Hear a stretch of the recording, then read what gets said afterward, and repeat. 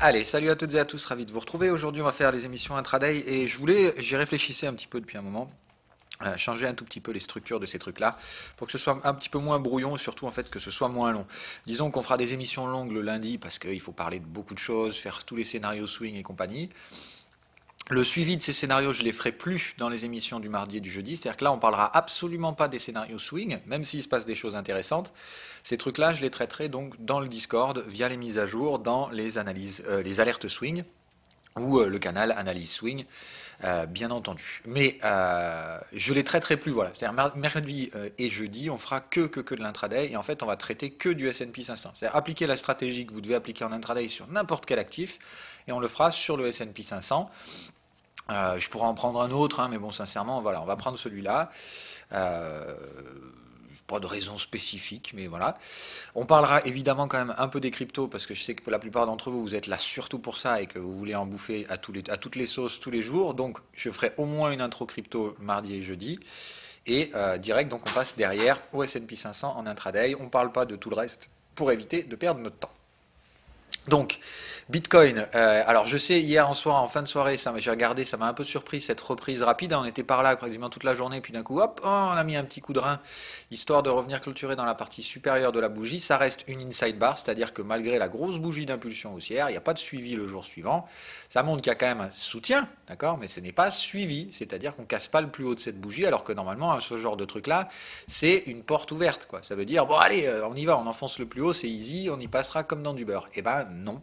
Donc pour l'instant, je vous invite à être très prudent sur Bitcoin. Pour moi, le scénario est toujours en cours, à savoir, je pense toujours qu'on se dirige bien plus vers les parties basses du range que vers de nouveaux plus hauts. C'est tout ce que j'ai à dire. En daily, je vous fais noter ça, donc je l'ai vu hier soir dans l'émission que je fais avec Doc là. Donc je vais vous le signaler à vous ce matin. Voilà, donc en daily, moi ce qui m'intéresse ici, c'est pas le ratio hein, long short, et rappelez-vous, ce truc-là, c'est quand même très relatif. C'est que les volumes de Bitfinex et en plus c'est un RSI sur les volumes. Mais le seul truc, ce qui m'intéresse ici, c'est de voir voilà, le ratio de vendeurs, parce que ça correspond exactement à ce que je pensais. À savoir, ici, on a affaire à un marché où il n'y a plus aucun vendeur. C'est-à-dire que la demande vendeuse est sur un momentum tellement faible que bah voilà, c'est pour ça. Donc ça monte dans du beurre parce que personne ne vend. Et je vous invite à regarder les volumes également. C'est-à-dire que les volumes d'échange, mais c'est catatonique. C'est que dalle. C'est-à-dire que là, aujourd'hui, on est en train de s'offrir des 100 et quelques % de gains par rapport au bottom, et on traite des volumes qui sont en moyenne très largement inférieurs à ce qu'on traitait au début de l'année 2018. Voire les années 2000, voire en plein bull run de 2017. Donc non, ça correspond pas du tout à la psychologie. On n'est pas du tout dans un bull run, on n'est pas du tout dans le début d'une nouvelle ère, on est dans la fin d'une ère précédente. La fin de l'ère du crack, ça passera d'abord par une phase de très probablement de consolidation, de décrue et de formation d'un creux majeur supérieur au précédent avant de pouvoir réinstaller un quelconque sentiment. Donc je vous invite toujours à la plus grande prudence. Ça ne veut pas dire que les marchés vont nécessairement baisser. Ce que ça veut dire ici, c'est qu'il n'y a personne qui s'oppose au mouvement baissier, mais pourtant, ça monte plus. Donc posez-vous la question, est-ce que ça veut dire que les acheteurs sont ultra bulles aussi? Ben non, et c'est normal, puisque dans un range, normalement, on doit très rapidement arriver à douter dès qu'on obtient des niveaux de prix. Après, il doit y avoir des phases d'accélération, c'est-à-dire qu'on cherchait effectivement ici une borne, et puis, vous voyez, beaucoup de vendeurs, et puis au final, hop, bah ça y est, les vendeurs disparaissent, boum, on s'enfonce et on double la mise. C'est un peu ça, hein, c'était de dire, pour moi, le trade à faible risque, il était là. Ça, c'est la phase un peu euphorique, un peu parabolique. Mais tout le monde tend encore à penser que ces phases-là, c'est trend is your friend, c'est-à-dire en gros, bah, quand on est parti un coup dans le sens, il y a beaucoup plus de chances de remettre un deuxième coup dans le même sens derrière. Bah oui, mais non, parce que les cryptos, ça a encore une fois une structure un peu particulière qui fait que quand on voit émerger la tendance sur la crypto, c'est généralement la dernière vague. Typiquement, la vague 5 étendue, le FOMO, le bidule. Donc en fait, quand vous avez la perception de tendance sur un marché crypto, c'est que c'est trop tard pour en profiter. Il fallait le prendre avant. Voilà. Donc bon, bref, moi j'ai quand même fait mon travail, à savoir donc Bitcoin, c'était 15% de profit ici, 10% supplémentaire ici sur la partie buy and hold, 25% de prise de profit, ça me paraît pas du tout débile. Je pense qu'on a des signaux qui tendraient à inviter à une légère poursuite. Je note qu'en général, dans ce type de contexte, le marché aime casser une résistance. C'est-à-dire, est-ce que ça a été considéré comme une résistance? Moi, j'ai envie de dire oui, raison pour laquelle la prudence aujourd'hui est de mise et pas considérer qu'on va forcément aller plus haut. Moi, je ne sais pas si on peut considérer ça comme tel.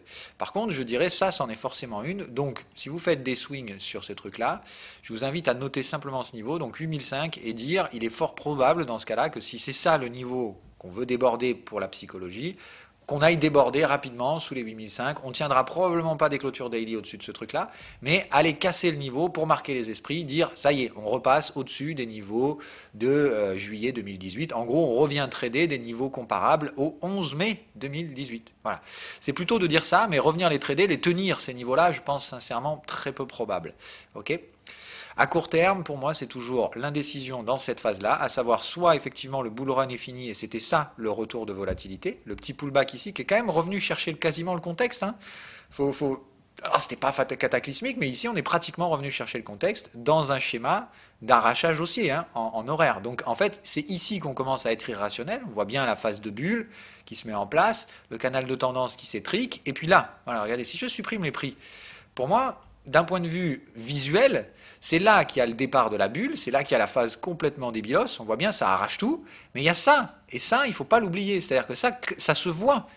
Et cette phase-là, pour moi, c'est ça le retour de volatilité qui fait que derrière, normalement, il y a un nouveau breakout, et que ce breakout est normalement invalidé. En pire, en horaire, on voit des breakouts baissiers. Voilà, pour moi, ça commence à dire, il y a quelque chose qui ne colle pas dans le scénario d'ultra-boulisme que je vois circuler un peu partout à toutes les sauces en ce moment.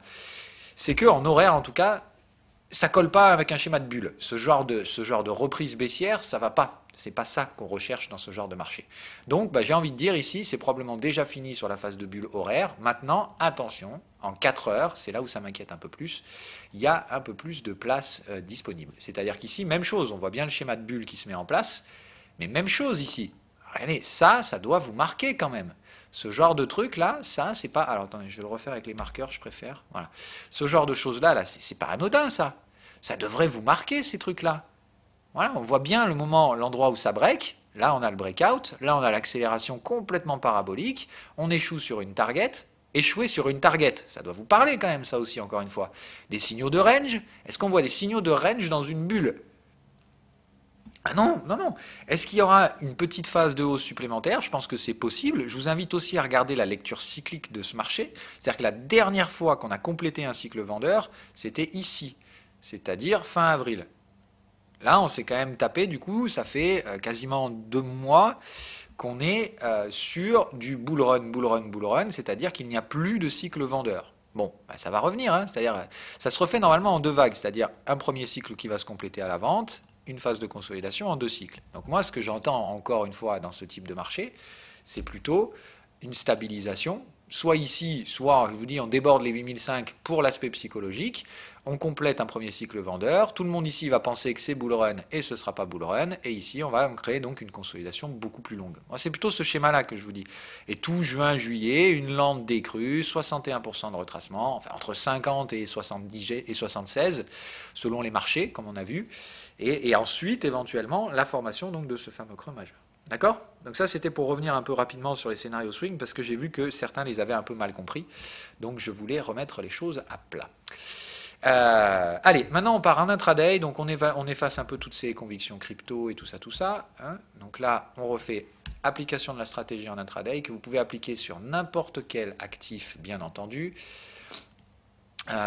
Et qu'on va appliquer donc au S&P 500 sur des UT intraday. Donc toujours le même truc, quand vous faites de l'intraday, vous commencez par faire de l'horaire.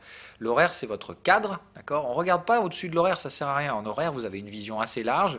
C'est-à-dire, voilà, regardez, là, en fait, en horaire, je vois quasiment un peu plus d'un mois de cotation. Pour faire de l'intraday, ça suffit. Hein? Enfin, pour moi, normalement, ici, vous devez pouvoir avoir un contexte assez large pour pouvoir évoluer en intraday sans être dans le risque de voir une tendance émerger de nulle part. Voilà, normalement, l'émergence d'une tendance, vous devez au moins la voir sur l'horaire. Donc c'est simplement le but de ça, voir si le cadre est tendanciel en daily, est-ce qu'il y a des flux daily directionnels ou est-ce qu'on est toujours dans des hésitations un peu haussières, baissières ou carrément à plat. Donc ici, toujours pareil, vous faites votre contexte, vous supprimez vos prix. Bon, ça, on a déjà vu hier, donc je ne vais pas passer 50 ans à le faire, mais on va très simple, ce type de contexte, ça pue le range, d'accord, le range de consolidation, consolidation qui pour moi, très franchement, est plutôt partie pour s'orienter comme ça, hein, et donc par là de chercher des ventes. Donc on connaît nos zones de traitement, c'est-à-dire ça ce sont des zones daily hebdo qu'on avait traitées déjà dans l'émission swing, d'accord? C'est les zones où les swings sont intéressants à prendre sur le S&P 500. Donc dans ces zones-là, on ne traite que dans un sens. Et on va chercher ces zones-là en intraday, c'est que de la vente là-dedans, et on gardera une partie de ces ventes. C'est-à-dire en gros, ici je prendrai une vente intraday, mais je garderai 50% du volume vendeur pour un scénario swing. D'accord? C'est-à-dire que là, dans ces zones-là, on fait de l'intraday, mais on peut aussi faire un swing en même temps. Ok? Donc là, on a notre contexte, c'est un range. Maintenant, quelle est la maturité du range? Ok? Toujours pareil, les mêmes questions, hein. Donc on a une borne qui s'est formée ici. On a notre borne ici, clairement on la voit, puisque là on a donc bien une 2 phases de baisse. Notre signal ici qui finalement a tenu depuis hier. Le double bottom, moi je vous ai incité à pas trop prendre ce signal-là hier, un peu dangereux pour ma part, parce qu'il manquait l'aspect cyclique. Je pense qu'on va l'avoir ce matin. Donc je m'attends normalement à soit ça repart, et dans ce cas-là j'aurais raté la borne, mais c'est pas grave. Vous voyez que la zone aura travaillé hier. Moi je pense qu'on peut baisser un peu plus aujourd'hui, on va aller le voir en 15 minutes justement. Mais donc, soit on forme notre borne ici, soit un peu plus bas aujourd'hui. La borne suivante, c'est là. Là, on aura un range mature, d'accord? Et soit on accumulera contre la résistance pour faire un breakout haussier, soit on viendra accumuler sur le support pour faire un breakout baissier. D'accord? On ne peut pas faire plus simple que ça. Donc, on est dans un contexte de range horaire. Donc, qu'est-ce qu'on fait? Déjà, on n'est pas ultra agressif, on met des stops un peu larges et on identifie la médiane du range. C'est-à-dire, pour moi, la médiane du range, c'est ça. C'est la zone où ça casse, d'accord? C'est la zone de cassure, la zone où normalement il y a un faible volume. Donc voilà, pour moi la médiane du range elle est là. C'est là où ça casse. Donc la zone de polarité dans notre range c'est 28,58. Donc interdiction formelle de trader tout ce qui se trouve autour de ce prix-là. Hein, on est bien d'accord.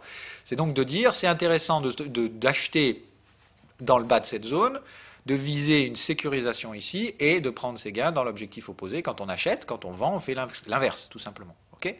Donc on connaît notre contexte, un range horaire avec une polarité médiane 28-60, point barre, tout simplement. On va en 15 minutes et on regarde si on a des schémas exploitables. Est-ce qu'on identifie des contextes, des ranges, des tendances, des machins, des bidules qu'on peut mettre à profit. D'accord? Donc là, qu'est-ce qu'on voit?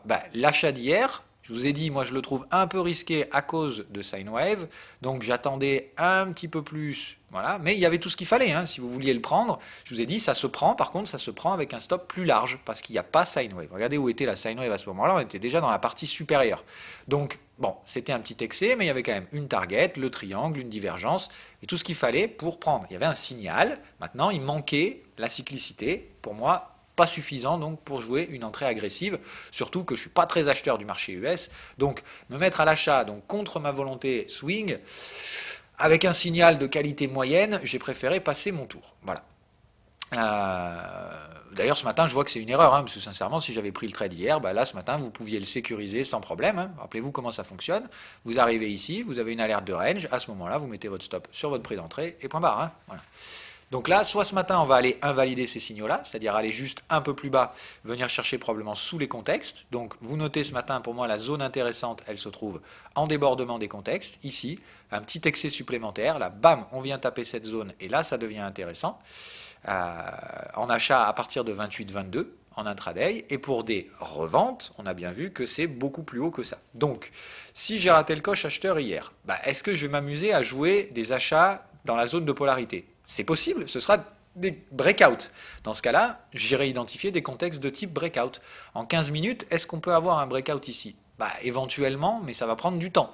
C'est-à-dire que ce sera plutôt pour la fin de journée. Dans ce cas-là, il va falloir faire contexte, canal de tendance, et casser le contexte. D'accord? Dans ce cas-là, on aura un setup de breakout en 15 minutes, ici, à ce niveau-là, et on jouera le breakout de notre zone de polarité, 28-60, pour viser la zone vendeuse, avec un ratio d'1 pour 1. En gros, on mettra le stop là, d'accord? Et on visera la sécurisation du trade et la prise de bénéfice. Et en fait, l'objectif ici nous permettra de payer le stop vendeur swing. Ouais, c'est-à-dire j'achète pour payer ma vente dans ce cas-là. Ok? Hop. Tac. Je vais arrêter de dessiner avec ça, ça me gonfle en fait. Il faut que je dessine, prenne le réflexe de dessiner avec l'autre outil là, c'est quand même vachement mieux. Voilà. L'autre option, d'accord, c'est de dire, dans ce cas-là, on va faire l'accumulation et la cassure de la zone en un trade un peu plus agressif en 3 minutes. D'accord? Dans ce cas-là, à quoi ça ressemblera? Pareil, il faut chercher un contexte de type breakout en 3 minutes, si vous êtes plus agressif. Comment ça se fait? Toujours pareil, il faut faire contexte, canal de tendance, contexte et breakout. D'accord? C'est-à-dire qu'il faut que le canal de tendance ici, hop, se réoriente à l'achat. Il faut qu'on aille chercher le contexte, qu'on revienne faire un petit pullback, accumulation, et boum, breakout. Dans ce cas-là, vous jouerez le même breakout, la zone des 28,60, avec une gestion du risque plus fine, plus agressive, vous aurez de meilleurs prix d'entrée. Ce sera évidemment un peu plus risqué sur les faux signaux, c'est-à-dire que vous pouvez ici vous subir un faux breakout de 3 minutes, tout à fait possible. Mais voilà, respecter pour moi la stratégie ici me semble absolument essentiel. Je pense sincèrement que c'est le tempo du moment. C'est-à-dire que là, normalement, si on revient chercher le contexte, il y a de fortes chances qu'on crée cette accumulation et qu'on aille vers un breakout haussier. Donc, si vous voulez trader un truc aujourd'hui, pour moi, c'est peut-être trop tard pour l'achat, ou alors il va falloir aller chercher plus bas que les bottoms d'hier, dans la zone bleue qu'on a identifiée en 15 minutes. Dans ce cas-là, c'est un trade de T 15 minutes. Vous attendez des signaux 15 minutes dans cette zone-là.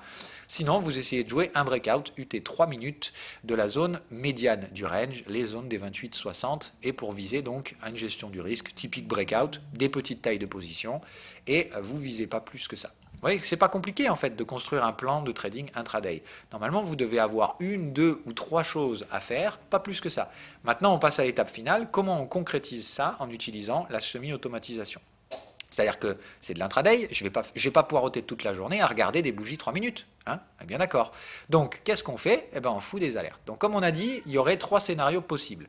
Le premier, ce serait une accumulation en 3 minutes. Donc, je vais mettre framework, accumulation, et je vais attendre tout simplement que les alertes se déclenchent. Donc ce sera SPX 3 minutes, accumulation, et je veux que ça se termine demain. C'est que pour aujourd'hui, on est d'accord? Demain, ça ne m'intéresse plus cette alerte-là. Donc c'est jusqu'à demain, hop, c'est créé. Voilà. Qu'est-ce qu'on a dit d'autre? On a dit breakout de la zone ici. Donc je vais mettre une alerte horizontale sur le niveau de prix, ce sera éventuellement un achat en breakout. Ça veut dire que si cette alerte-là, elle déclenche, je viendrai visuellement valider le fait qu'il y a eu une accumulation ou non. Rappelez-vous, on ne prend pas de breakout sans accumulation. Si c'est probablement un faux breakout dans ce cas-là. Donc, si jamais l'accumulation ici ne déclenche pas l'alerte qu'on a mise, d'accord, mais qu'on vient tenter le breakout, il faudra vérifier visuellement si oui ou non il y a eu accumulation. Dans ce cas-là, oui ou non, on déclenche le trade avec plus ou moins sa gestion du risque habituelle. Ok. Et on a dit donc l'alerte sur le support qui est déjà là, c'est-à-dire si on va se diriger vers la zone de support, dans ce cas-là, c'est ici que je commencerai à chercher mes achats en UT 15 minutes. Donc ça, zone 15 minutes, et ça, 2 alertes de type 3 minutes pour jouer la polarisation des médianes. Si on déclenche vers le haut, rappelez-vous, on prendra le point bas du stop, un ratio d'1 pour 1. Donc comment on fait? On prend ces positions longues. Admettons, je prends le breakout ici, le trade en breakout par là, voilà, vers la zone des 28-58, un truc comme ça. Rappelez-vous comment on doit... Alors, vous pourrez même probablement acheter plus haut. Rappelez-vous qu'il faudra accélérer à travers le canal de tendance, hein, de contexte. Donc, c'est-à-dire que c'est par là, normalement, que vous allez prendre le trade. 28,60. Le stop, il sera éventuellement au niveau du plus bas précédent, du point bas, donc ici. D'accord? Donc, ça ferait un stop de 0,5% sur l'actif, ce qui fait que votre TP1 se trouve à un ratio d'1 pour 1, par là. C'est-à-dire, premier encaissement pour payer le stop loss, 28,74. Et à partir de là, vous attendez de voir si on poursuit derrière et qu'on installe la suite du breakout pour aller chercher la zone de vente. Si ici, ça pousse et que ça s'effrite et qu'on repart en bas, bah, vous vous faites stopper, mais vous avez payé votre stop, vous n'avez rien perdu. En gros, vous avez tenté un breakout, ça ne passe pas, c'est pas très grave. Voilà. N'oubliez pas que les breakouts, il faut toujours les sécuriser rapidement et en général sur des ratios d'1 pour 1. Je vous expliquerai pourquoi 1 pour 1, mais je vous ai déjà donné les indices. C'est simplement c'est la robotisation du marché qui fait ça. Un robot, c'est beaucoup plus facile de calculer un ratio rendement que de dire c'est dans cette zone-là qu'il faut exécuter des ordres achat de vente. Voilà. Donc en général, les robots qui tradent en breakout, ils tradent 1 pour 1, tout simplement, et c'est pour ça que ce chiffre-là a une importance. Bref,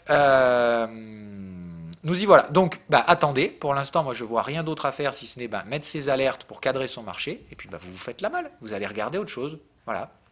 Vous faites ce que bon vous semble. Sincèrement, j'en ai que faire. Je vous rappelle quand même que demain, du coup, il y a la Fed et tout ça. Il y a des banquiers centraux qui discutent. Mais pour moi, les plans restent quand même les mêmes. À savoir, c'est toujours très, très hésitant. Sur les marchés, donc soyez prudents, que ce soit à l'achat ou à la vente, c'est pas le moment de mettre des grosses tailles de position. Voilà. Et du coup, demain, on se retrouve pour corriger la deuxième partie du QCM. Et ce sera tout pour aujourd'hui. Je vous souhaite à toutes et à tous une bonne journée. On se retrouve dans le Discord pour le suivi comme d'habitude. Mais je préfère faire ça. Voilà, passer moins de temps à enregistrer les émissions mardi et jeudi pour pouvoir vous consacrer tout simplement plus de temps dans le Discord parce que je pense que d'un point de vue pédagogique, c'est mieux.